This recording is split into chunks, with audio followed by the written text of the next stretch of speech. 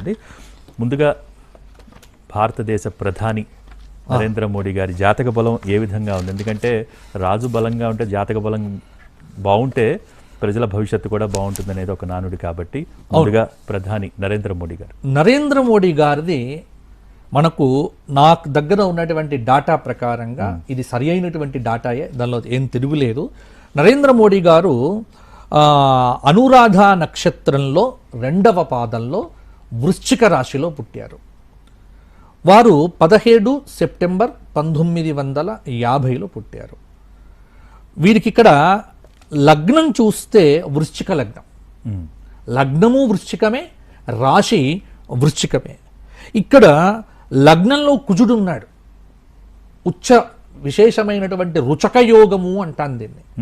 ఆ రుచక యోగంలో కుజుడు చాలా బలంగా ఉండడమే మహామొండి ఘటం. దేనికి అదేదో సినిమా డైలాగ్ ఉంది కదా, తగ్గేదేలే అనేటువంటిది రోజు 2-3 సార్లు అనుకుంటాడు. కాబట్టి అటువంటి లక్షణములతోనే ఇది మనందరికి అదృష్టం. ఎందుకంటే అలా ఉండాలి. ఎందుకంటే దేశాన్ని ఏలే రాజు ఎక్కడ భయపడుతూ ఉండకూడదు, తగ్గేదేలే అన్నట్టు ఉండాలి. అలా ఎప్పుడు కూడా ఆయన యొక్క జాతకమే అది. ఆ జాతకంలో ఉన్నటువంటి అందులో ఇక్కడ లగ్నం నుంచి కనుక చూస్తే లగ్నాతు చతుర్థ పంచమాల్లో చతుర్థంలో గురువు, పంచమ రాహు ఉన్నాడు. అందుకే వారికి కుటుంబ విషయంలో పెద్దగా బంధాలు లేవు. పంచమ రాహు ఉన్న తర్వాత సంతానమే లేదు. అసలు భార్య దగ్గరే అక్కడ లగ్నంలోనే కుజుడు ఉన్నాడు. కాబట్టి ఇక్కడ చూస్తే ప్రస్తుతం ఏమిటి అంటే లగ్నాధిపతి యొక్క దశ నడుస్తూ ఉన్నది. లగ్నాధిపతి యొక్క దశ నడుస్తూ ఆ లగ్నాధిపతి యొక్క దశలో శని యొక్క భుక్తి జరుగుతూ ఉన్నది. నరేంద్ర మోడీ గారికి తిరుగులేదు.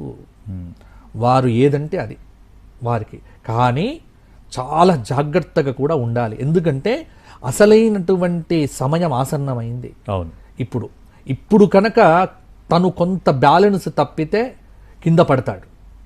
ఇప్పుడు బ్యాలెన్స్గా ఉండేటువంటి స్థితి ఇప్పుడు అంటే రోజు ఒక సవాల్ ఉంటుంది.